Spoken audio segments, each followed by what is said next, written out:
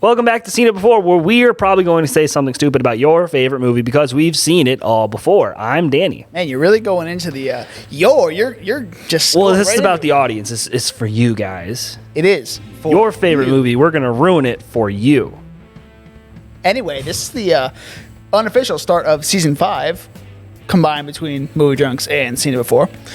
Movie Drunks is dead. We've been doing this. I am what remains. We've been doing this for a while now. This is going on year 3 now of us doing this. Yeah. It's crazy, man. This is crazy times we are living in. Yeah. All from a little pandemic conversation we were having around the kitchen counter. Yeah. We're like, we should start a podcast. We may have been a little tipsy. Yeah, we were. Well, that's what movie drunk. So yeah. Anyway, we are Seen It Before, so make sure you like and subscribe on YouTube if you guys are watching on there, and if you're on any other platform, just subscribe to us. We really appreciate everything you guys do and everything that has helped us get to this point. So anyway, also leave a review on the podcast platforms. That'd be cool. So yeah. And anyway, without further ado, let's get to part 3 of our 4-part Harry Potter series. We're going to do Order of the Phoenix and The Half-Blood Prince today. Oh, these movies. Two of my favorite ones. Yes, and these the first 2 that we're doing that I've only seen once. So it's been a ride to this point, and now I don't know where it's going because I don't remember it. So let's bring in our consistent guest for Harry Potter, Mr. James Andre over here. Hi. He's here. Thank you for having me. Is that a lightning bolt? You're a Ravenclaw. I don't know what you're talking about. You're a Ravenclaw. Oh. I don't know what you're talking about. Okay. It's just a piece of his hair. Okay. Yeah, that's just a strand of hair. That's okay, all. we'll go with that. We'll go with that, James. I love how you said our consistent guest, not like like our I don't know what else like to one say. of our favorite guests. I don't One know of our what to frequent say. collaborators. I'll take that. My He's best consistent. friend. I don't know what else to say here. Like, anyway, we're going to get right into these 2 movies right now. So, yeah, let's just get right to it. All right, we're back, and we watched Harry Potter and the Order of the Phoenix. We just said this. And We just said all Half-Blood this. Prince. I know we did, but what else? What do you say to bring it back? Like Bo Burnham said, segues are the hardest thing, and it's true. So what do? But You know, segues you just recap what you did. are fluid little motorbikes you ride on at the mall. Those are segues. I hate. Why? We also have sound effects. Yeah, we have sound effects Our now. producer discovered the sound effect You mean buttons. discovered or was I shown? accidentally showed him, but it's cool. We're going to get a lot of those today. All right. It'll be fun though. So, Order of the Phoenix. Let's start with that one. Yay. Yay. Is right. Yay. Yay. It's actually kind of one of the Yay. darker ones. It in my is. opinion.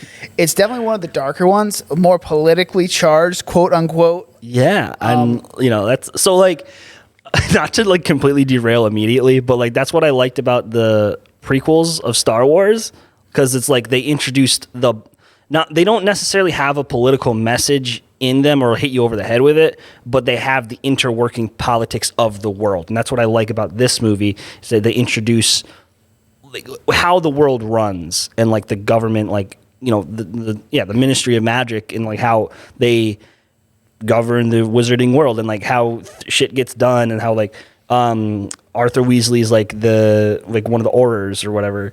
And, he's like one of the politicians. He's not an Auror. Oh, he's not? No, What he is works then? for the Department of Muggle Artifacts, I So he's like believe an is the title. anthropologist then? It's like he's in charge of cursed Muggle artifacts, like something that a dark wizard will curse to attack Muggles. Okay. Yeah. So it's like a cop almost, I guess. Like a little an bit, Auror, yeah. kind of. Yeah. Oh, so Aurors are the cops. I thought they were the politicians. Aurors are the cops. Okay, yeah. my bad. Yeah, but anyway, so I just like how cool, and like instantly right off the bat, it's like it sets a newer, darker tone for like this is definitely like adult Harry Potter. Yeah. Well, I think Goblet kind of had themes of that throughout. But this one definitely went into it. Because the only thing I remembered going to the second watch of Order of the Phoenix ever in my life was the Dementor in the beginning and Umbridge being an unbelievable bitch. Yeah, So no. that's the only things I actually remembered from this movie. And Oh, There's you a don't lot remember more. I remember the big thing that happens at the end. It's heartbreaking. If you Yeah. liked him. Oh Yeah. That's what I remember this movie for. There Oh, is- plus the big fight at the end between Voldemort and Dumbledore. Great. True. Loved true. it. True. It's definitely clear to me anyway that like JK at this point is like, all right, I know how it's going to end. We know where it's going. Now we just need to set it up for that. Whereas before it was a little more looser, like, oh, here's the general villain. We don't know where it's going to go. We'll figure it out as we go along. True. Yeah. That sounds Yeah. about right. Like, I like that this series like is really the only example I can really think of where it grew up with its audience. You know what I mean? Like we're witnessing like the MCU is sort of rebooting in a sense with this new saga that we're currently in. So, but like that kind of like got more mature as we went along, but still you could still market it towards like little kids. Like you would still have like a fun ride as a little kid. These ones, I think you would actually kind of get scared if you were like 4 years old, 5 years old watching these. So like, I think these movies were definitely made for more of like teenagers. But it also helps that it's growing up with our generation, so they're getting darker as they go along. Like we were what, 4, 5, 6, something like that when we all watched these for the first time, and then we kind of grew along with these movies as it went along. And I love that. I love when movies do that and make them darker as it gets more and more like that. Like, yeah, I really can only count on one finger like a franchise that went to completion with doing that kind of thing. And I think that's really cool that it's going to kind of stand the test of time. It's like these movies are for our generation, and like other generations can go back and look at them, but like they were created in with us in mind. I think that's really cool. Agreed. Yeah. I agree as well. So let's start with this movie. Obviously, we talked about the Dementor already in the beginning, and this is how Harry gets kind of trapped into using magic outside of the campus as an underage kid.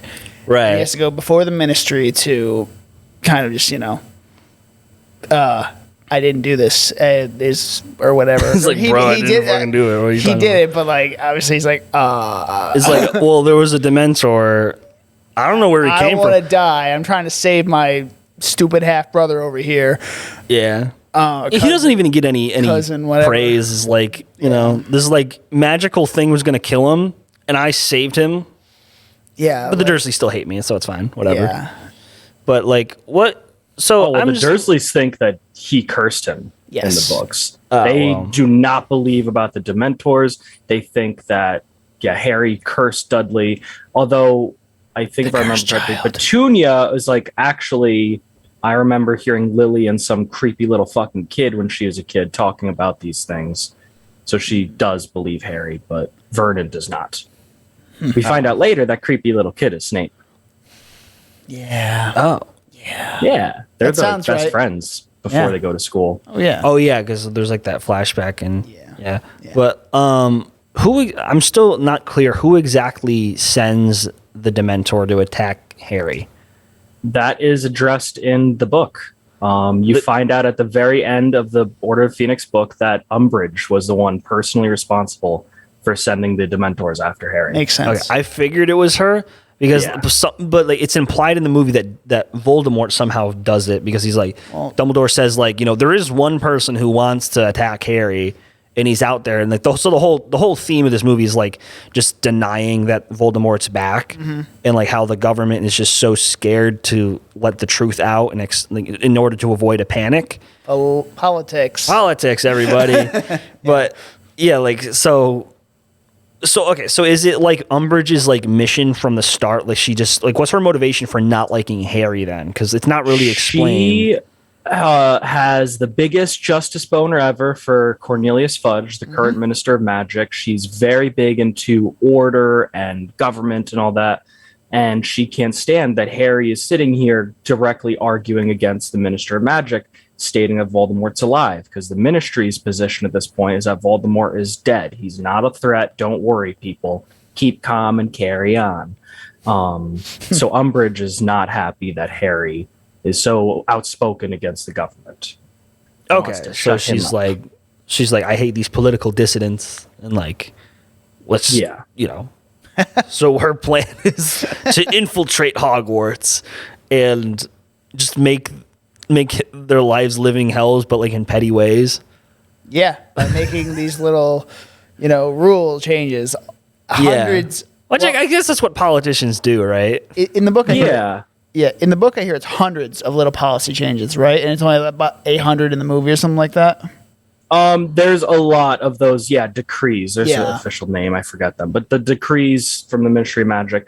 The idea as well there is that the Ministry believes Dumbledore is actively plotting to overthrow the Ministry of Magic, and he wants the position of Minister of Magic. He wants to be the head honcho. That's what the current Fudge believes. Obviously, it's not the case, but they think he's trying to like overthrow the government, take it over, and use these children as the tools to do so. So that's why they don't want any defensive stuff. They think that they're using Voldemort as a cover for Dumbledore to take power. What the fudge?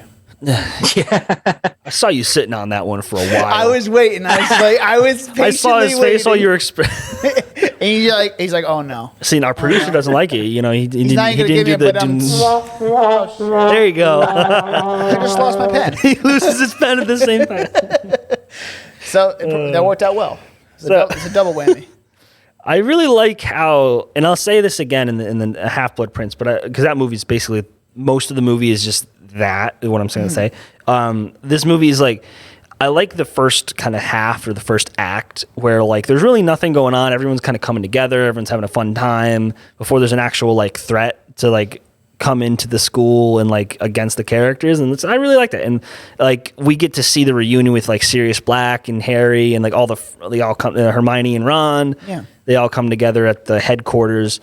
And yeah, I just really like it. It's always like they find a fun way to kind of like, because like at the end of every book we get reset. Harry goes back to the Dursleys. We already know what the situation is like, but they find a new fun way to make it entertaining to watch instead of instead of them being just like they're awful people. We get it, but like now it's like we skip that part and then we get to see the reunion that we really want. Yeah, then we see Fred and George by the end, just like we need to have some fun, and then that was great. I love that. Funnily enough, bringing up Harry Potter and fun, this book is anything but fun for Harry. Yeah. This is where we spawn what's known in the fandom as emo Harry. Harry is very angsty, very rageful in this book.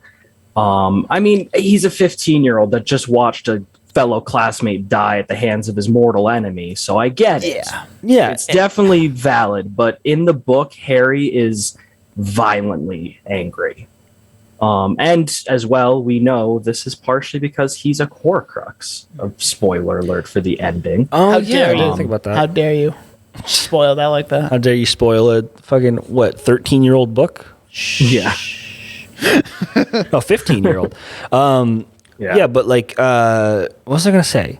Oh yeah, but like, in his time of need, where like this is like the year like after he saw Cedric die. And not only does he have to deal with just witnessing that, then he has to come back to school and the media is lying about him. Dumbledore is like kind of hands off with him this year. His friends were ordered not to talk to him over the summer. What else? Like Finnegan, kind of challenges him in the beginning, and all while like he knows for a fact that like Voldemort's out there. He's building an army. The disappearances are happening, and so like he's sort of alone, and like that, and then plus Umbridge messing around with just like little shit. That's Voldemort's plan. Get him alone. He can't be a part of a team. Exactly. Yeah. Teamwork makes the dream work, baby. But it's like, alone. He's not able to. Yeah. I don't know. If he's emo, I can definitely understand why, but I can get. But I mean, I think Daniel Radcliffe in the movie, he does a good job of like, making us empathize with him. In the book, probably maybe not. I've read it years ago, so I forgot what it was like. But like, it's very justifiable for how he's acting and how angry he is. Yeah, I know on Discourse for this book, a lot of people criticize that part of it. It's hard to get through, but I also think that's the point. It's not meant to be easy. This isn't an easy part of his life. And I really like the way he was represented in the book. I think it's very accurate to anyone. If anything, he was doing better than most kids would probably do in that situation. So, quickly back to the Ministry of Magic for a second. I noticed obviously there's two different sides to the Ministry, but there are two different colored robes in that chamber. Like, do you know what side is what in there, James? That the Wizengamot is the name of the court. I don't remember if the robes mean anything. No, I don't know. And I don't believe it's based on like political parties. Okay, or something that's like what I was thinking because I wasn't sure. I was like, oh, what are their political parties? Because that'd be interesting to kind of find out. I think it means like their ranking in the Wizengamot, like the different color robes, the more rank you have, the higher up you are, more experience. Okay. But I'm not positive. That's something that I guess look into. Also, with Dumbledore, do you know his full name? Nope. Albus Wulfric Percival Brian Dumbledore. I forgot Percival. I remember Wulfric Brian. Yeah, I'm gonna call him Brian from now on. Brian. He's just gonna be Brian. Maybe it's Albus Percival Wulfric Brian Dumbledore. Yeah, that sounds more right. Order. Yeah. Yeah, no. Albus Percival Wulfric Brian. No, it's Brian Dumbledore. That's what I'm gonna call him from now on. So Brian Dumbledore. Here's something that like I only caught this time around. And they might have explained it more in the book, but you can hear, and when they get to the headquarters with the Order of the Phoenix, you can hear Snape's voice behind the door when they're eavesdropping. Yes. That's never brought up again. I read the subtitles, just said, "Oh, Snape's here," and then like someone says, "Shh," and then like it's never brought up again. He's not there after in the next scene. He must have left somewhere. So what's he doing there? He's a part of the Order of the Phoenix, just like the rest of them are. Right, but books, like it's like known he's in the Order with them. It's not a secret. Yeah. I've just never. It just feels weird that it's never brought up again. It does, or he's never like mentioned in the movies ever again. Like, because like then it's like he's because then it's like literally like it adds more to like the questioning of like which side is he on. I think that's what they wanted all along, just so it'd be a bigger payoff in the end. Yeah, but like I completely missed it. So I think they must have missed, or they didn't nail that home the first time around. So it would have been nice if like, I'm not saying it's like a misstep or anything, but like it's like, oh, they added something like this little nugget there. I'm like, oh, that's really interesting. So I don't know. So they completely trust Snape, and then they trust Dumbledore, and Dumbledore trusts Snape, and that's directly what Lupin says in response to trusting Snape. Mm-hmm. Right, I remember that scene. Yeah. Okay. That's Half-Blood Prince? Yeah. I don't remember. Yeah, because right after they get attacked. Let's talk about her actress who won out of 15,000 actresses to get the part. I just saw a meme today about her. I'm not sure if you know, but she was J.K. Rowling's pen pal. They were writing back and forth. Really? And before she was cast. And then she wins out of everybody to get the role of Luna. I might be wrong on that because I saw it was a meme, but like still, that's really cool if it's true. I didn't know that first part. I knew she obviously was chosen out of the 15,000 girls. I didn't know why, but that's interesting. I didn't know that. James, do you know any more about that or not really? Nope, I didn't even know about the contest. The 15,000 people. So yeah, I guess isn't she like a beloved character in the books? So I mean, like, yes, she's so that's why it's probably a big thing that she got cast out of like 15,000 girls and everything. That's crazy. Yeah, because most of the series was cast with that first movie. Kept that for the whole time. She was one of the few that came in a later movie, but still had a big role. Yeah. Especially for the child actors. Now that I think about it, there really aren't, like, this is one of the only series that has kept kind of its main cast from the beginning, and without killing off too many people along the way. Yeah, they all grow up together.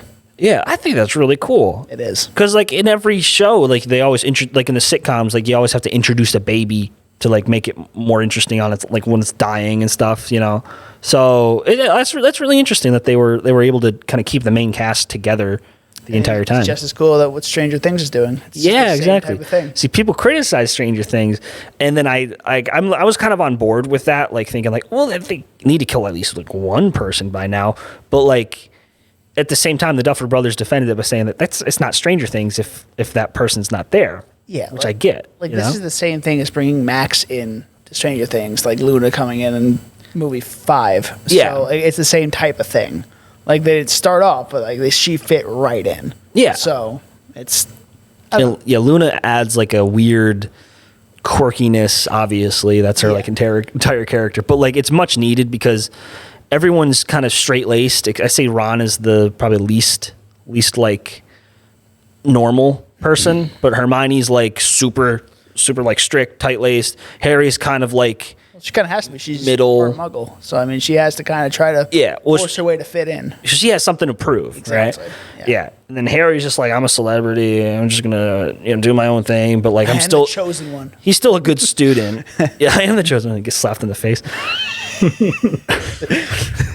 And then so like Luna adds like that weird kind of like eeriness or etherealness that we kind of need.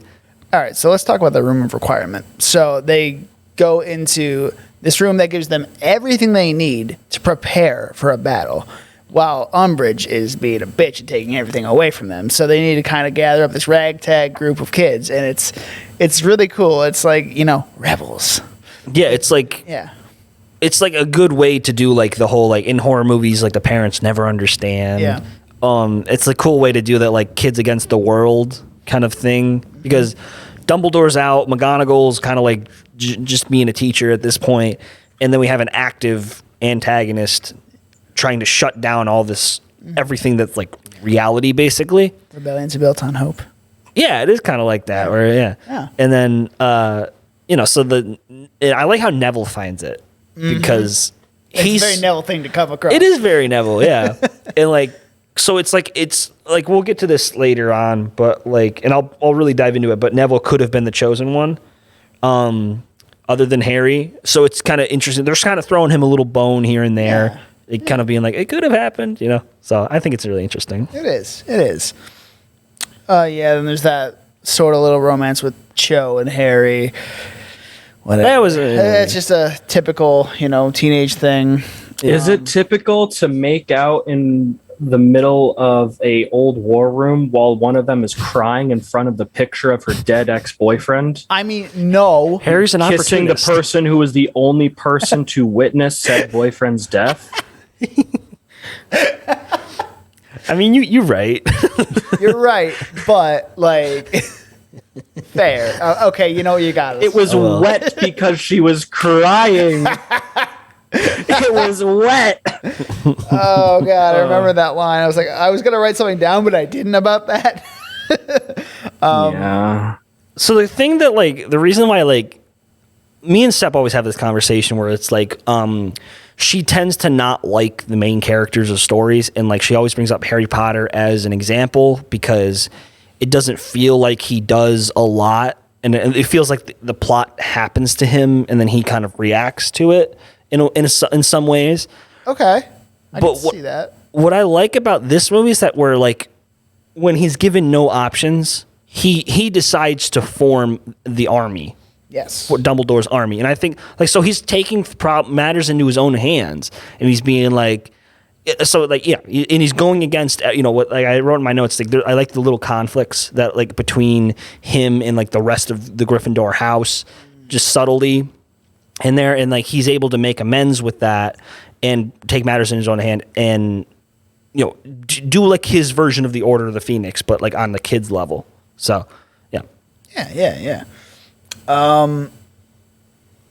Stephen King called Umbridge the greatest make-believe villain to come along since Hannibal Lecter.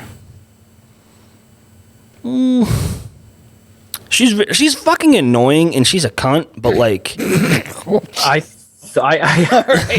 think what makes her one of the better villains is just the fact that she's so real. Like, you could, you're likely going to run into someone maybe not as extreme. You're likely will have or going to run into people like that in your life. You're not going to run into Hannibal Lecters or, these crazy monsters or whatever, but Umbridges are real and they exist. Yeah, I've met a They few. suck. A few of them have been my managers. They'll try to stop you. Like, try to stop anything fun or anything good from happening. I tell you, because they're so miserable with themselves and stuff like that. But not her specifically, but people like her. Yeah. Did I tell you this one time? Like, this is a complete tangent. I was working someplace, and this old lady came up, and she said, "Oh, thank you so much." And I'm like, "Yeah, no problem. Have a nice day." Oh. And then she told my manager pulled me aside, the Umbridge manager, and she's like, "Yeah, we don't want to say no problem because it implies that there was a problem." Yep. I'm just like, just kill yourself, stupid bitch. I hate it.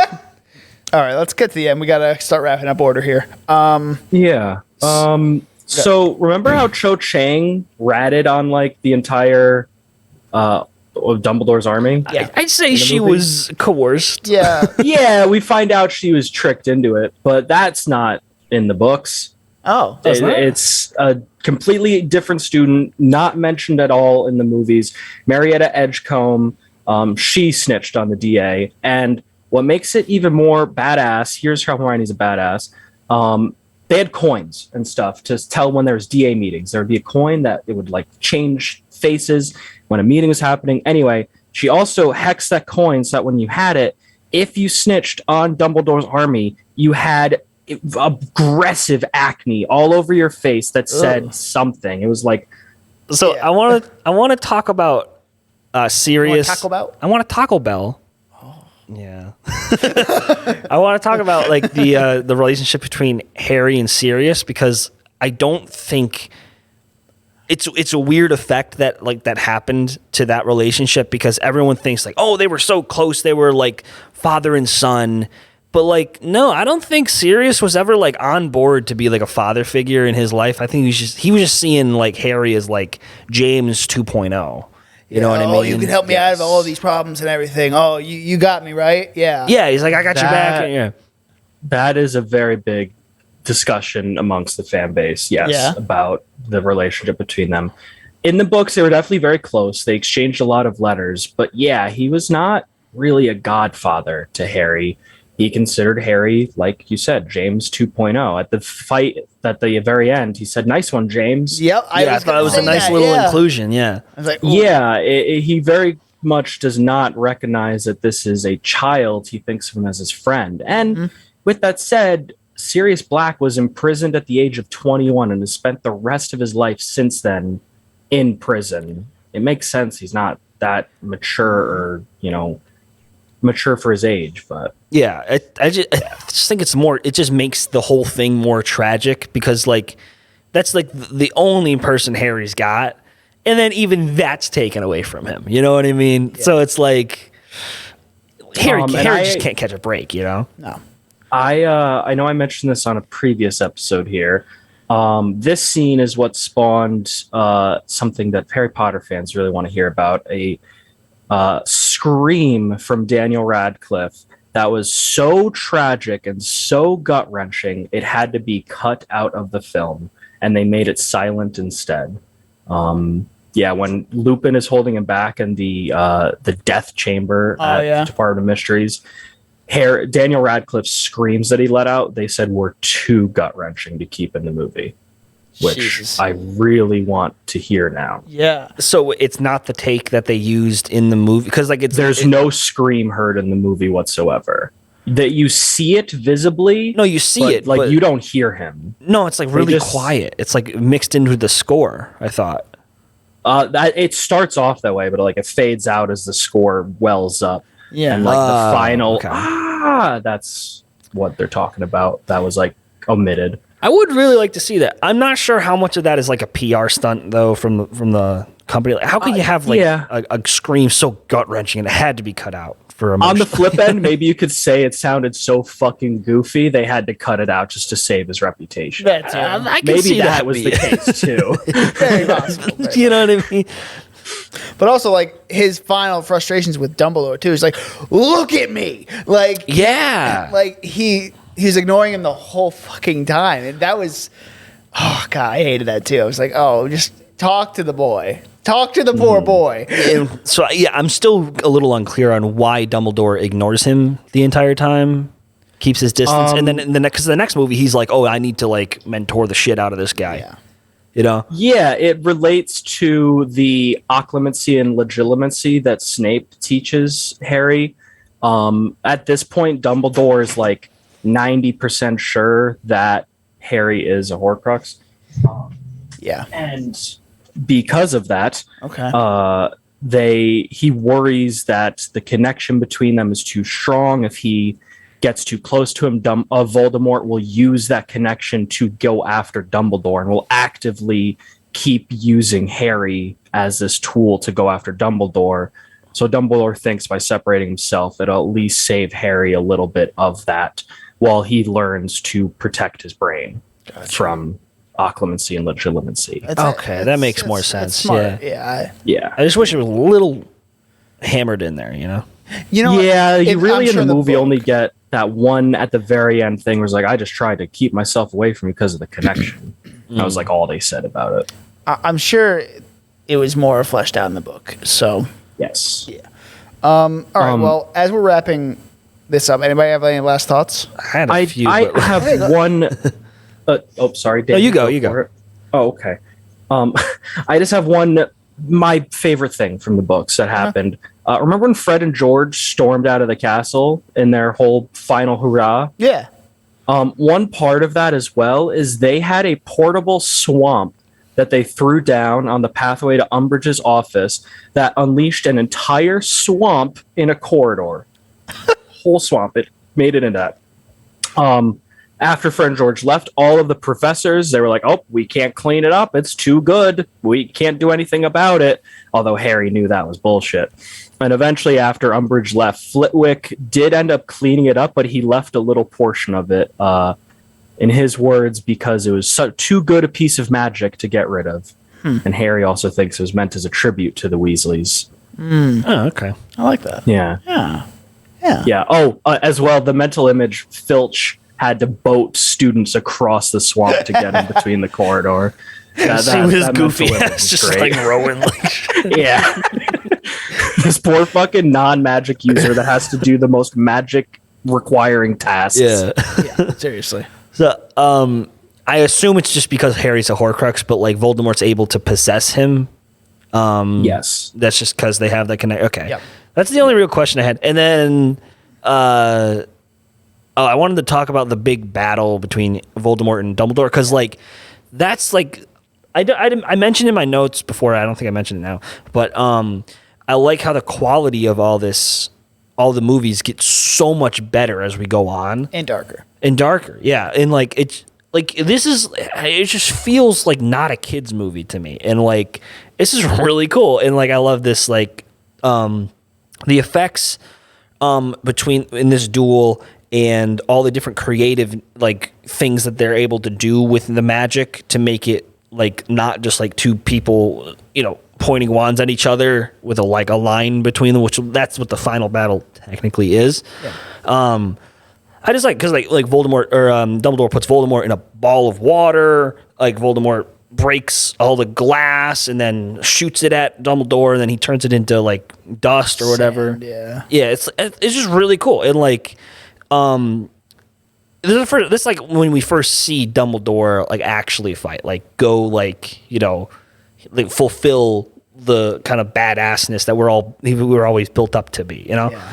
So yeah, I just really like that scene, and then especially all the emotionally chargedness of it between like Voldemort like is able to take over Harry. He's just like, "You lost, old man," you know. So that really cuts deep to Dumbledore because like his whole plan, this entire movie.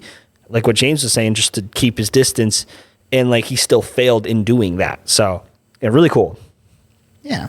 I also think this movie missed a lot of opportunity and why the show or this book needs to be made into a show. That whole prophecy scene, there was a lot more involved with that Department of Mysteries.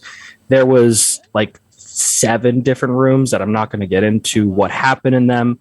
But they were all different mysteries. There was the brain room where Ron got attacked by a brain, the Hall of Prophecies, the Death Chamber, the Love Room, the Space Chamber, and the Time Room, all of which were in the books and had various conflict for our heroes to go So the through. Harry Potter Infinity Stones, what you're saying?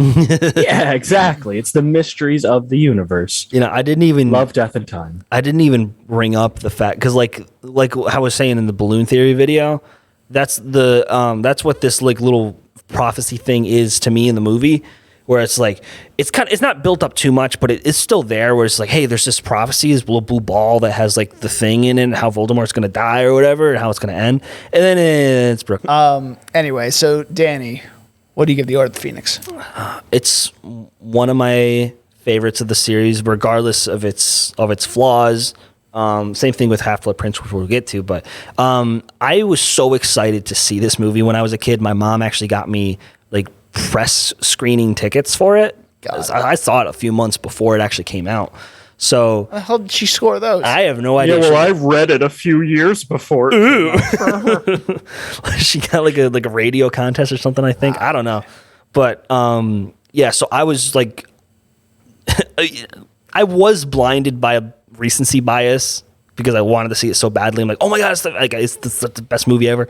But even after watching it like 5-6 times after that, in this time around, I'm like, this was one of my favorite ones. So I'm gonna give it like a 91. I think it holds up. Yeah, I honestly have to agree with you. Even this is only the second time I've seen this movie. This movie, I learned a lot from. Even just like all the obviously world building they did in the movie, along with just the acting performances in general were solid, really solid. And then all the production design became very consistent from here on out because it was what's his face that directed David Yates. David Yates. He directed all the rest of these. So I mean, it just consistency with everything they've done up to this point. It's kind of all starting to culminate, and it's just great. This one's a solid 89 for me. Cool. James, what'd you give it?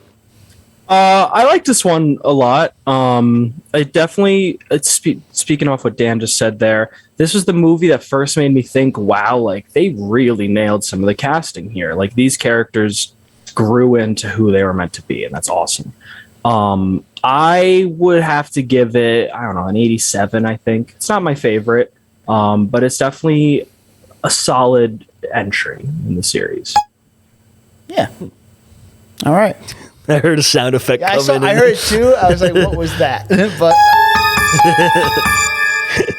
there it is. All right, moving on to Half-Blood Prince. Okay, so this movie is not. What are you laughing at? Sorry, James.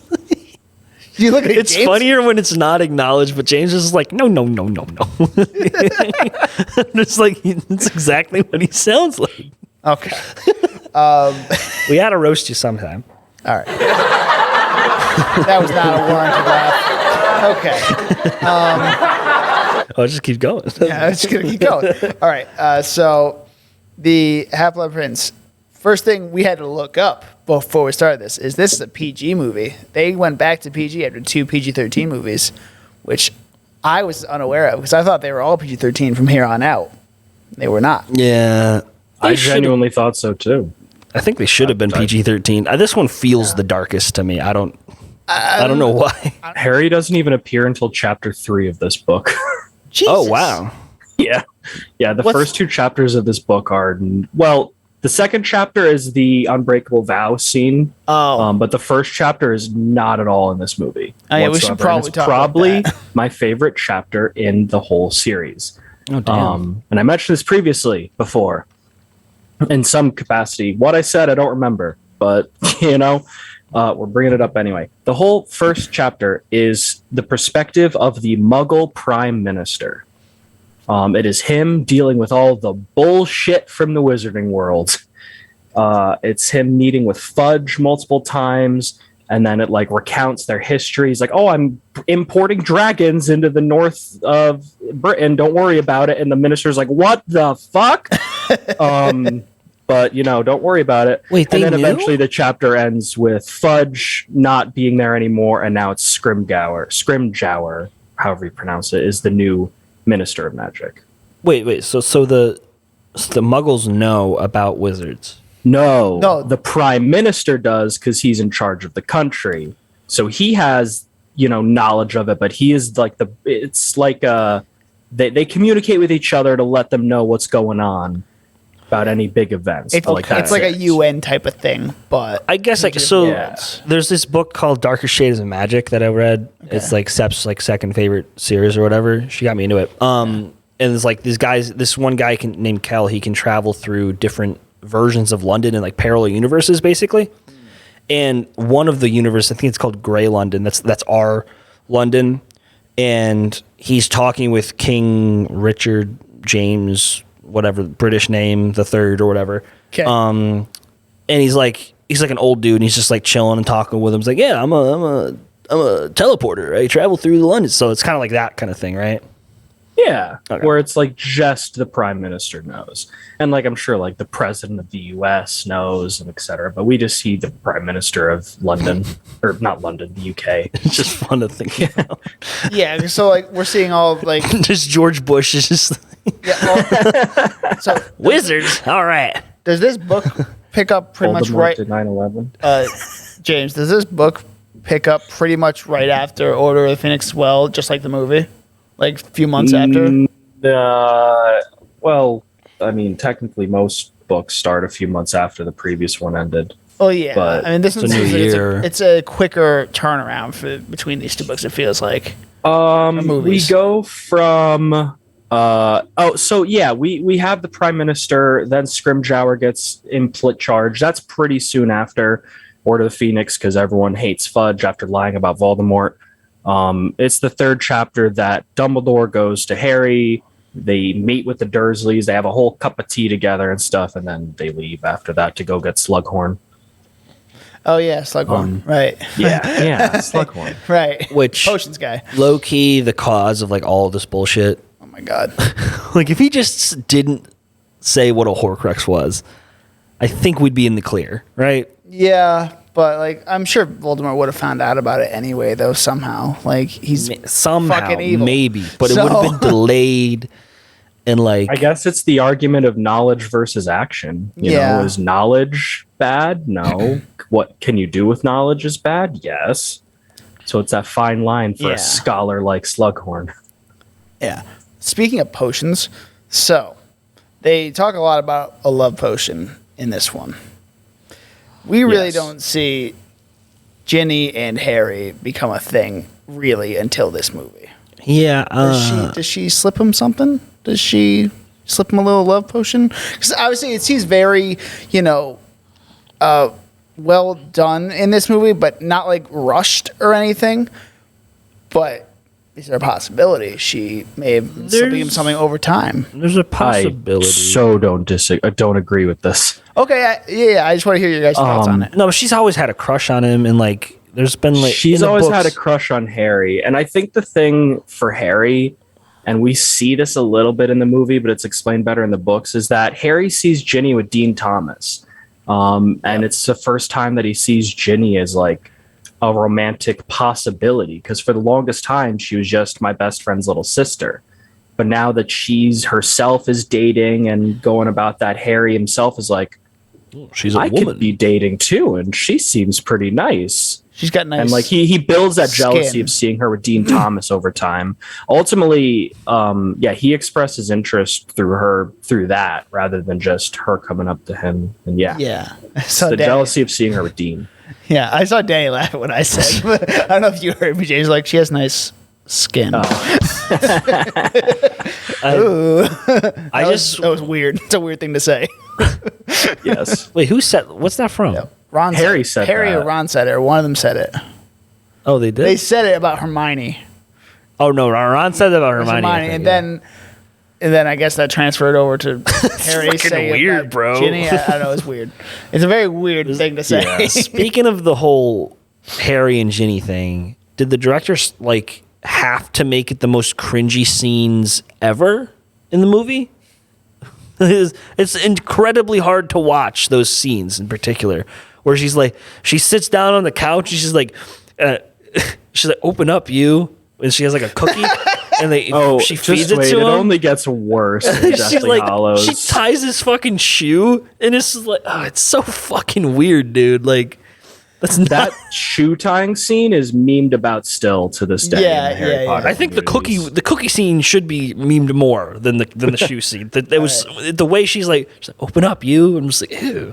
Going back to the shoe tying scene, so we're at the Weasley house. That's where we're looping back to that now. Yeah. So at the Weasley house, we see what's her face come down and Hermione, Ginny, no the Molly, no the bitch. It's like three girls in the Tonks, Floor, Delacour, bad bitch.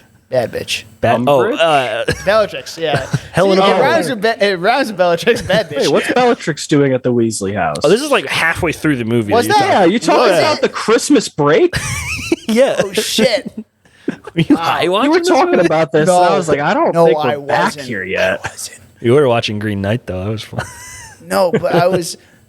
See, that's why I get confused with this movie, because like this movie was a fucking snore fest to me. Not gonna lie. What? No, this is my I favorite love movie. this movie. This is my favorite movie out of all of them. I think I agree. We'll get back. It's We'll either get back this to or that. the last You guys are one. gonna have to convince me then. So anyway, we're gonna keep going. So, all right. Let's. You guys. I don't remember much of the first act, honestly. The reason I like this movie so much is that it's the last bright spot in the Harry Potter series before the big battle. Okay. So it's like the calm before the storm, and it's like it plays the greatest hits of like the entire series. Just, everyone's having a good time. Kids being kids. Kids are being kids. We're seeing the classes again. We're seeing the Quidditch matches. We're like, there's a whole segment just dedicated. So it's just the fun atmosphere while the darkness looms in the background, which I love because it's. But at the same time, it tells the big story at the same time, like of Voldemort coming and like so it's coming. You know what I mean? They don't even show him in this movie barely at all. He's not in this one. Exactly. No, Yeah. this is the only one after he's introduced that he's not in. Right? Yeah. Well, you could argue he's introduced in the first one, but that's not him. Okay. It's not Ralph or Ray Fiennes. It's not him. And he's a fucking face. James, what about you? Yeah. What makes you like this movie a lot?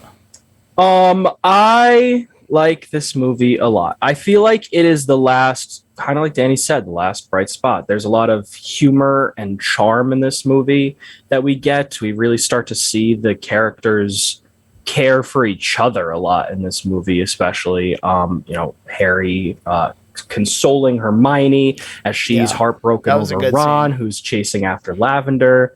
I love that, and I also love Slughorn. I think he is a very interesting character. He is the gray area because he is a Slytherin. He has a lot of Slytherin qualities, which for a while we've been taught is only negative qualities. And he kind of flips the script on that, but not fully. He's still kind of got some bad qualities about him, but he's not a bad guy. And we see that more so later on, but I like Slughorn a lot. Okay. Yeah, I don't. I think Let's talk about this closet that Malfoy transports things in. he's coming out of the closet. So Dad, where's my sound effect? that no, don't call for it. You can't call for it. Anyway, so it's a very temperamental closet, apparently, right? Like, is there a bunch of them in the world, or is it like there's only don't know. two because it can transport between two, or transport one to like wherever in the world? Like, what's the whole thing with it? I believe their vanishing cabinets come in pairs. Yes, they are Okay. locked to each other. But why is it so temperamental? Like, what's temperamental about it? It was broken. Remember, I brought this up in a previous episode Okay. where Peeves is shown banging a cabinet above Filch's office to get Harry out of trouble. It is that cabinet that Draco is now using to try and bring in the Death Eaters that got damaged by Peeves a couple books ago. Some great Okay. foreshadowing there, and I did mention that previously. Come on, Dan. What are you talking about? What are you doing don't here? listen to James Strong. We only for you. I recorded do this a listen. few hours ago, right? Yeah, we're taking a whole 8 hours to do all 4 of these episodes. Totally, we're wearing different clothes every time. Yeah. Well, 'cause we get You're shaving so- your beard in between, James. Yeah, we're doing all that stuff. Yeah, so the girl who gets fucking possessed randomly, like she Katie basically, Bell. yeah, what's her face? I'm like, oh, this is a PG movie and she gets fucking Stranger Things possessed and like what is going on? I like the silent scream that she's doing. Yeah. Like, that's like really eerie, which makes me wonder, why is this PG, you know? Yeah, how did they get away with that? Like, I mean, I guess because there's so much more mundane, fun stuff in the movie that it kind of like is few far and in between that there's all these things happening. But like Dumbledore gets fucking murdered. Yeah, but you don't really see it. You gets murked. You don't see any blood. His head isn't exploded on the pavement, which it should have been. True, but he falls from fucking. You know? I mean, it should have been, right? He's out of frame, you know? Yeah. He could have exploded. It could have, but like you don't see it even from the top. Like it's whatever. And then Draco actually says, you know, like you'll find me throwing myself off the astronomy tower. Like at the beginning of the movie, he's like kind of foreshadowing it. Yeah. Yep. Yeah, and like also, a nose gets broken in this movie. Yep. Oh, a nose gets broken. You remember the joke shop at the beginning? Yeah. Weasley's Wizarding Wheezes. Yeah, it's so cool. Yeah. Something that movies can't mention, they don't have time to. They don't say where the funding came from to open up that store and make it as successful and big as it was. I think Harry he told us this last time. is the sole investor of that store. Really? He gave the Weasley twins all of his prize money from winning the Triwizard Tournament. And that was their seed money to start their store. Wait, I thought you said last episode that it was they made a bet at the Quidditch World Cup. That's how they started making the jokes at school and testing them at school. But to open the actual shop officially after that, they took the seed money from the tournament. Okay. Harry gave them that. Yeah. He didn't give them the money right away. Like he just like sat on it for a while because he was too traumatized to touch it. He didn't need the money. He was rich as already. So that's legit like blood money right there. Yeah. I don't know. I like it's more of the stuff that like follows through with what I want to talk about happens in the second half. Okay. But like I love how what Draco is going through in this movie in the background. Yeah. And I love Snape's kind of like, you know, now learning that he was part of the Order of the Phoenix. I just thought he was like a free agent the entire time. Mm. And then so I'm like, oh, of course he's working with the bad guys. There's no confusion there. Yeah. But like now that I know, looking this time around, now he's with the Order of the Phoenix. Now he's with Mrs. Malfoy and Bellatrix. Like it adds more like ambiguity there, you know? Yes. So like I'm like, wow, Snape's whole like thing in this is like really cool. What's going on? And like it's even cooler because it's all happening in the background, but you can still understand what's happening. You know? It's it's like a sub B plot. Yeah. In a way. Oh. Also, James was going to say something. I was going to ask, what did you think about what happened to the burrow, the house? Yeah. Oh yeah, I loved that because it's like that was home base. Mm-hmm. Okay, and then that didn't happen in the books. Oh, really? The house isn't burned down, and like it's one thing. It's not bad that it happened until you watch the next movie, which I know we haven't yet. But the burrow's in the next movie. They just write that off. They just ignore that it was burnt down to the ground. Well, I mean, because they still needed it. Yeah, they could have rebuilt it. I mean, how long is it between 6 and 7? A year. Yeah, but like not even a year. It's like it's like 6 months. We didn't see it crumble though either though. So like it like was pretty on fire with no firemen in sight. I know. Magic. Yeah, exactly. It's magic. just that whole scene is not in the book, and it just creates a big messy plot hole. It does, but regarding this movie, it's it fits very well with the theme of like just like this is like that's like the innocence, the home, like it's the home of Harry Potter, and like it's burning down. They have no place to go. You know, so like it's like their safety net's gone, right? That's what I like about it. But they kind of do take it away in the next movie. But what I was gonna say though is that there's a really interesting character that I'm sure is probably very fleshed out in the book. Fenrir Greyback. I really like his character because he's the anti-Lupin, right? He's an actual like werewolf who wants to be a werewolf, right? Yeah. And so, do you guys believe the theory that Draco has been bit by Fenrir and turned into a werewolf, and that's why he's acting so weird and like pale and like really sweaty throughout the movie? I've never even heard this. You don't remember that? I've never heard. I heard it a while ago, and I'm thinking you're kind of right because like I mean, it could be chalked up to he's just very stressed out for what he has to That's do. what Like, he's got to kill Dumbledore, right? That's why he's like, but at the same time, he's like super confident in like all his scenes, even where he's alone. He has to put a strong face on them too. Like he has to. Yeah, I get it. And eventually he gets to the point where he's not able to. But I don't know. I think it's like a very interesting fan theory that could work if JK just wants to make it real. Like, I mean, she made disappearing poop a thing, so she could do it. I mean, yeah, Malfoy gets fucked up in the fucking bathroom. Jesus Christ. Oh, yeah. Sectum Sempra. That's what's so cool to me. Sorry, I know I'm talking a lot, but Snape is, in a way, Harry's mentor for, like, his evil side in the movie. And, like, he learns Sectum Sempra through the Half-Blood Prince book.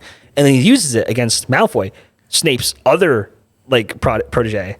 Like, an actual protege. So, like, themes, it's really cool. I just really like it. Yeah, no, I agree. And it all comes through with the rivalry between Harry and Draco. It's just fucking perfect, man. That's another thing where I was like, why is this not PG-13? Like, that's another scene. Yeah, you see him like bleeding out, right? Yeah. That's true. I didn't even think about that scene, but that alone, I'm surprised it's PG. Very surprised. Yeah, it's like an 80s PG version, I guess. Yeah. And also, what that scene does, for me at least, it humanizes Draco to an extraordinary level. Mm-hmm. Because at first, the entire series, you're just thinking he's just a brat. And like he's just like a secondary villain. But then now he's like, you see him as an actual person who has to like do this awful thing that he thought he got way over his head. And like, it's just really cool. One thing that this book has that the movie is missing out on, which isn't necessarily a bad thing. In fact, David Yates talked to JK about this, and JK was fine with it. There is a lot more memories shown in the pensive in the books than there is in the movie. For example, we get a whole backstory into Voldemort's mother and what happened with her and how Tom Riddle came into existence in this world, which gives some insight into why he's so sadistic and messed up. And I think I mentioned this previously as well, but basically the mother used a love potion to trick a muggle man into conceiving a child with her, aka rape. And that's how Voldemort was conceived, was through love potion. And anyone conceived through the effects of a love potion are cursed to never love in their life. They're incapable of being loved and giving love. Which kind of sucks for Voldemort, because that's not his fault. You know? He's a victim of circumstance in certain ways. Yeah, but it's that conception that cursed him for life. And we don't get any insight into that in the books. Or the movie, I'm sorry, which is a little disappointing, because that's also where one of the Horcruxes for the 7th movies it comes from, is a ring, family ring. Yeah, comes from this family. See, this one has, see what I mean? Like it's like on the surface, it just seems kind of like a nothing movie, but there's so much that like is explained and fleshed out. See, that's what in this movie. See, now that we're talking about it all, like there are a lot of underlying themes and messages, because on the surface it was a very movie. Like it was. Yeah, there's not a lot of plot going on other than Dumbledore dies. There's a lot going on in the background. Yeah, that isn't really like. It's just. It's really and there's the whole. All right, so let's talk about it. There's the whole relationship between Ron and Hermione in this one. Like. Yeah, and sorry, I keep cutting you off. And I no, that's fine. Go ahead. No, seriously, go ahead.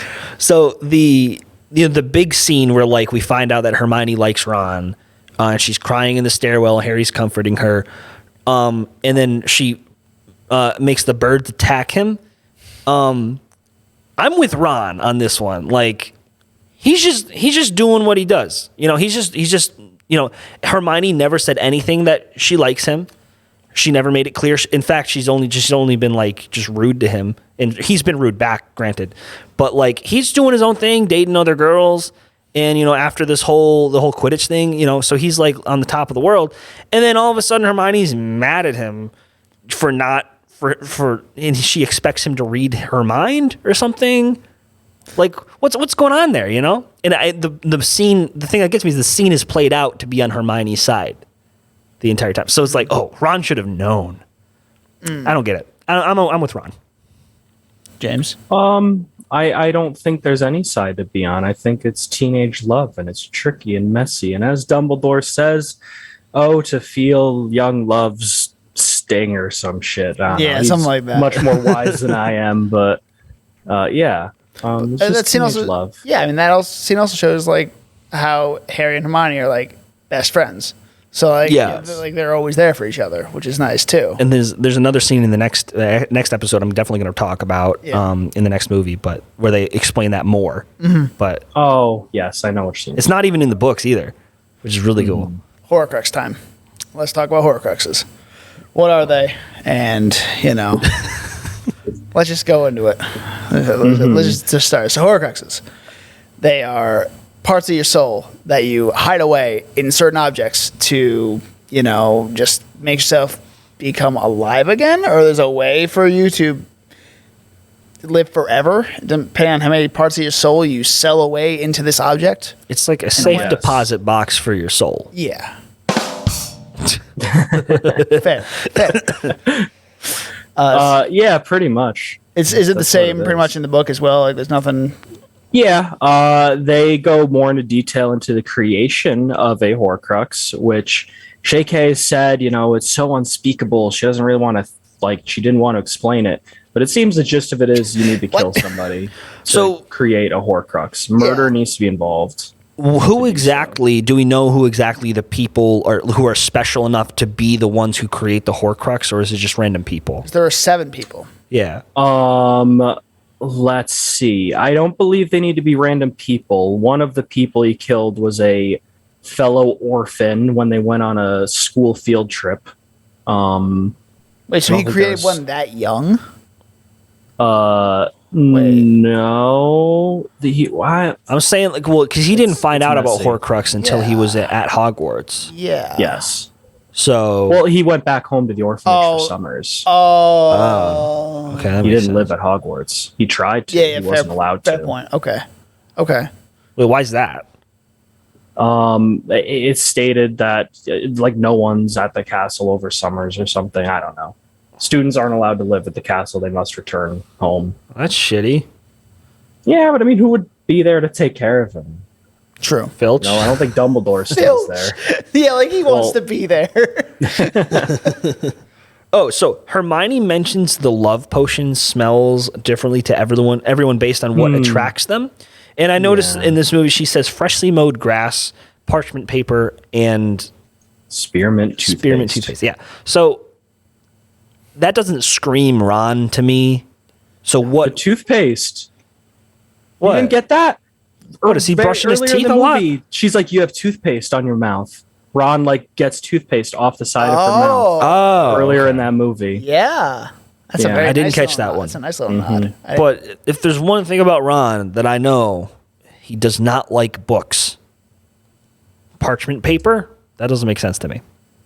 It's not necessarily all Ron. She doesn't just only love Ron, but it's like, Okay. She has you know, hobbies. young love. She's figuring out her opinions on love still. Yeah. She's figuring out what she likes. Now I want to know who smells like grass. I think it's just stuff she's generally attracted to, not So she wants to you know, fuck a smells of lawnmower? people. Bro. No, What? no, She like loves it. it's She she's a likes muggle the- from a nice home. She wants like Yeah. a nice, loving home. Smells and differently to books everyone and based on study. what attracts them. Yeah, it's not It doesn't need necessarily to be sexual a attraction. person doesn't need to smell like this to be attracted to them. Yeah. But the idea of a freshly mowed lawn and a nice house to raise the kiddos in, And she That's wants what's to fuck attractive. books. I think she literally wants to fuck books. So yeah, that was never off. That was that was never off the table. know that one. Oh my god. All right. Let's get back down to. I love how that's the one joke that doesn't get. All right, let's go back to the cabinet. So the cabinet. Well, wait, real quick while we're on the topic of potions. We got my favorite potion in the series. We got Felix Felicis, aka the name of my cat. Oh, yeah. Where is the boy? I don't know. I was gonna try and find him, but That's he's okay. probably downstairs. Okay, yeah, we don't have time for that. Yeah, He was in the last episode. I know that. He was. he was. Yeah, so that's a really cool liquid luck. I love how this series keeps sort of introducing new magical elements. It's so good about that, and this is one just like it. And it's very involved in the plot because, Harry pretends to give it to Ron, giving him confidence, which I thought was really cool because it's like it's like saying that like the light was always inside of you from the start, without being cheesy about it. So. Oh, nice. Yeah, I see him. There's Felix. He's there. He's chilling. There's the boy. That's Felix Felicis. He made his appearance. Yeah. All right, back to Harry Trying Potter. to pop him up real quick. So, the cabinet. So, eventually, all the Death Eaters, most of the Death Eaters come through it and start They storm the castle. wreaking havoc on the castle. Yeah. It's like everywhere. And Middle of the night too. Like imagine like fucking you're sleeping in your bed at a boarding school and then a fucking terrorist comes in, starts fucking shit up. yeah, seriously. Like a bomb goes off, I guess we should mention before that or at the same time, Harry and Dumbledore went to find one of the Horcruxes. So This is that cave I was mentioning that had the orphan boy in it, by the way. yeah. So what? he killed an orphan boy here. I'm remembering now. He killed an orphan boy here. This didn't create a Horcrux, but it's where he hid a Horcrux because this was his first murder or something. Got it. Was an orphan boy at this cliff. Oh, okay. Yeah. I noticed the picture in the background of when there was a flashback when Dumbledore goes to see Voldemort as a kid. There's a picture of that mound thing that they kind of visit, and then it comes back later where the Horcrux is. Oh, okay. Yeah. So, that's just a visual cue, but Yeah. Yeah. Dumbledore be wilding in this when he's drinking all that like water potion. Oh my Like, God. this poor man. I was like, oh my God. That scene was hard to sit through. I think Michael Gambon did a really good job there. He did. Because he looked like a toddler with how much he was crying and sobbing there. He looked unhinged. Yeah, and then he got his whole "you will not pass" moment of this too, when he's like saving Harry from being dragged down to the bottom of the pit and everything, which was cool. Yeah, the Inferi, which are terrifying creatures. Yeah, they're like, are they like that's the reverse zombies. angels or whatever? who knows? They're like zombies, basically. They're corpses that have been infected. So now Bellatrix and all the Death Eaters are storming the castle. Harry and Dumbledore get back to the top of the astrology tower, right? Is that what it is? Astronomy. I'm sorry. Astrology isn't real, Dan. That'll piss off half the We're audience. talking about magic here. Get it right. I love those memes where it's like the girls don't know, like on the street. It's like, oh, what are the 4 seasons? And they say June, July, August, September. And they're just like, oh, I bet you know what your sign is, though. All right. So they get back, and then Draco walks up as Harry hides under the floorboards or whatever. Draco is like having a hard fucking time right here. Like, the poor boy is like, I don't want to do this. And then, Yeah, you gotta kill a dude, bro. It just shows more of the emotional, toll that he's been going through this whole film. And it's just like, the poor boy. I feel for him in this one. You don't hate him totally in this movie. Yeah, and that only gets amplified in the next couple. Yeah. So Seriously. it's just Because he's Great. not his father. His father's not even his father's not even committed to the Yeah. cause either, which we'll it's- find out. Yeah. yeah. And then Bellatrix is like, nah. And then Snape walks up and breaks his bond right there because he actually ended up doing it, right? Is that how he breaks his unbreakable curse, right? Or Unbreakable vow. Well, he didn't break it. He fulfilled it. Yeah. Fulfilled it. He did what it required by so- completing the task. It was all part of the plan. I think Dumbledore might have known that was coming, but Oh, yeah. In the he books, had- they discuss it. They Dumbledore wants Snape to kill him. Okay. Dumbledore does not want Snape to break this vow. Dumbledore expects to die at this point. He knows it's happening. Yeah. So I know there's a lot of kind of debate around, not necessarily, because how could they do it in the movie other than make it ambiguous in the movie? So they say in the book it's like it could be interpreted a bunch of different ways. Where he says just Severus, please. Now that could be interpreted as being please don't or please do. And I think Michael Gambon does the best job he possibly can, but it comes out more of please don't. Because it does, but he has to make it sound. It sounds there's a twinge of kind of like I can believe him being good. like okay, this is the time a little bit, but it's mostly please don't to me. So I'm not sure. If, I remember that being kind of a debated topic where they're kind of disappointed by that. Some fans were. Yeah, and yeah, and that's when we find out Snape is the Half-Blood Prince and all that stuff. And what a reveal too! It was a very good reveal. Very good scene between Daniel Radcliffe and Alan Rickman. Oh my God! Yeah. Alan Rickman, we don't talk about him enough, man. No, we don't. Amazing! I think he might be one of the best actor in this. I really think so. Best actors of like the last 30 plus years, dude. I was entirely convinced that he was Snape. Every single movie, every time. You know, even the background roles he had in a few of the movies, like you still knew, oh, he's Snape. So that's Snape. Yeah, it's just comical Snape. Yeah, he's definitely. But even in this movie, he's like when he smacks Weasley across the face or whatever. That is child abuse, by the way. Yeah, whatever. It was the 90s. We didn't care about and it's Weasley, so he's fucking Ron. Like I love the second half of this movie. Yeah, first half I do like as well. Because it shows all, them all being kids again and kind of relationships forming and everything. But on the surface, there isn't much going on. But I like that we had this conversation because there is a lot more going on behind the scenes. Yeah. That I didn't really, I saw it, but I didn't really think about it because I was like, it was the end of the day and I was like half asleep. So, I'm not really looking to turn my brain on too much. I liked when Harry got drunk and was on Felix Felicis. Oh my God. I liked that part.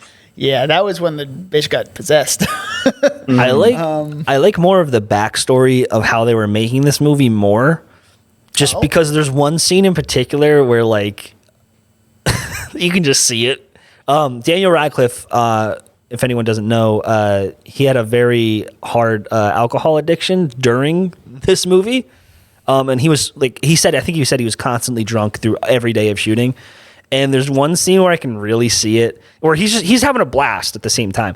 But there's the scene where Aragog dies, and Hagrid's is mourning his death, and then Slughorn is trying to comfort Hagrid because he's Hagrid really cares about animals. And Harry's just doesn't he have the pincers? And he's yeah. I'm just you gotta be drunk to be doing that. I mean.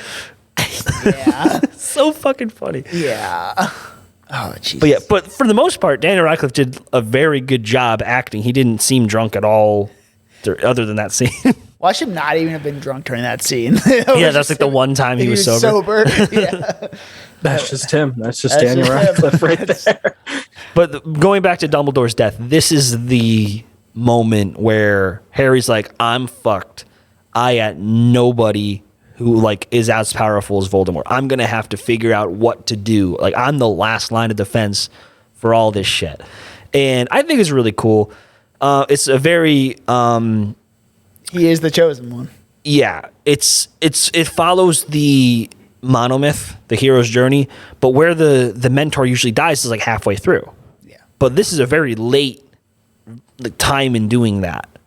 So it feels structured in the same way, but it's very late in the game. So it's kind of a new invention. JK was able to find a new way of breathing new life into that tired kind of structure. So yeah, no, I agree with that. That's well said. I just thought it was really interesting. So all right, James, we're gonna start with you. Do you have any last thoughts first of all before we get to ratings? No. Dan, Danny, any last thoughts, or are you good? What's Voldemort's ultimate goal? I'm not sure if that's really hammered home in the movies. I really don't know what he wants to do. Domination over, he doesn't want Muggles to have. He doesn't want wizards to live in hiding and secret anymore. He wants them to have power over the Muggles. Okay. He believes they are a supreme breed of people, and that they need to be in positions of power over Muggles rather than cowering in the shadows away from them. Okay. Yeah, that's not really hammered home in the movies. Right. So then my question is, how is that different from Grindelwald? Doesn't he Is want the it? same thing? Yeah. Oh, It's okay, different time period. So we're just copy pasting the. Okay. Yeah. In a way. I will admit that I am not too familiar with Grindelwald's story outside of what we see a bit in these books and the general idea. But after watching Fantastic Beasts 2, I can't even remember the name of it. Crimes of I Grindelwald. just it was Crimes of Grindelwald. Okay, I do not like this series, and I have not been following it. No, it's bad. I saw I was the only person in Secrets of Dumbledore, which is the third one. By the way, I think it might be the worst movie in the Harry Potter franchise. I didn't even have to see Crimes of Grindelwald. You thought it was? Oh, you didn't see? I didn't even see. I didn't even bother. But Okay, like, I hated Crimes of Grindelwald, so it made it so I don't even want to see Secrets of Dumbledore. it's hands down the worst like big budget movie that I've seen. I think. Yeah, I have not liked the series at all. The first one was fine. It was fine. It didn't bring but back. we didn't need 4 more following Newt Scamander. All right, James. What do you give this movie? I think I give this one a 92. I enjoyed it a lot. I feel like this is where we set the final act of the entire series in motion. Everything hinges off of everything from this movie, and I think it's critical to the series as a whole. So yeah, I'll stick with the number I just said. All right. 92. 92. Forgot Okay, I it. couldn't remember if it was 91 or 2. After you guys have kind of explained it to me more of how it's more of a background movie than a surface level movie, and now that I'm kind of the gears are turning in my brain because I'm actually awake right now, I think this movie's definitely gone up. Originally, I was going to give this movie like a 74. Yikes. Yeah, not good, right? I think it's going to jump up to an 83 for me. It's it's good. It's not my favorite. Still not my favorite. May have to watch it again to really fully appreciate it. But again, only the second time I've ever seen this movie. So Fair you've enough. seen it like what, 5-6 times probably? Yeah, this is my favorite. Yeah. Favorite of all of them. So it'll take time. This one's rewatchability has a higher it's a higher rewatchability rate to watch this one. I'll say this: it works way better if you watch this one as you're going along in the whole series. It's not really one that you pick up and watch out of order. Yeah. So in that sense, I definitely get it. But because that's what I do with these movies, I always watch them through, like 1 through 8. I'm gonna give this one, and you guys can't argue with me here. I'm gonna give it a 96. Holy shit. This is my favorite Harry Potter movie. Yeah. But yeah, like, ooh. I just love it so much, like and even with all the flaws that we've mentioned, doesn't really do anything to it. So yeah, that's just my opinion. All right, no, your opinion is always welcome, but it's not the right opinion. But you're wrong. Anyway, so I guess we're wrapping up part 3 of our 4-part Harry Potter adventure here. So we're Seen It Before. You can find us on Instagram and TikTok with the handle @SeenItBeforecast. That's SCENE, It Beforecast, and on Twitter with the handle SIB_pod. I'm Dan. I'm Danny. You can find me on Instagram at Danny_Was, my letterboxd at DJ Was, or my YouTube channel, which is just Danny Was. And hopefully my fingers pointed in the right direction. Your fingers you're like, I don't know what you are right now, but you're like this. Oh, no. I'm saying, Instagram's here. Letterboxd is here. YouTube channel over here. You're trying to do that thing. I'm trying to do the interacting. What if we're whatever. not on the right camera? What if it's not on the right I camera? hope we are. That would be fucking awkward. All right. James, what do you want to say? Hi, I'm James, and it the got really sun dark. just went behind a cloud right now. Yeah, you're very dark. Yep, thank you. Here, we're just gonna whoop. Oh, no, Oh, not God, that. that's Not that. horrible. Not that. This is horrible. We're gonna bump up the exposure. There you real go. quick. That's good right there. we Right there. go. Okay. We're taking it. I'm James. Thanks for having me so much. You can find my letterbox at James81XA, and I'm making the editor. Oh my god, I can't find it. They put it right there. That would be me. No, Let's that'd go be right me. there. Oh, That'd be Right me. in between the movies and the shelf. okay. Good luck. I'm not putting it there. Damn. Put it over his face. I'm gonna put it right over your face. I'm just gonna block your face out right now. You're just gonna right now. You're going soft. All right, Ah, follow shit. me. No, no. Do You have some to track face my ID. face. All right. Thanks for having me, guys. Yeah. Of course, you're gonna be back for our last one as well. Deathly Hallows Part 1 and 2. So we are finishing up Harry Potter next week. Be there or be a fucking square. I don't know. That was bad. Yeah. Thank you, Dad. Anyway, okay. Thank you for all the support these last couple months with YouTube and shorts and everything. Yeah, make sure to like, subscribe. Like, subscribe, leave a review. Yeah. So see you next week.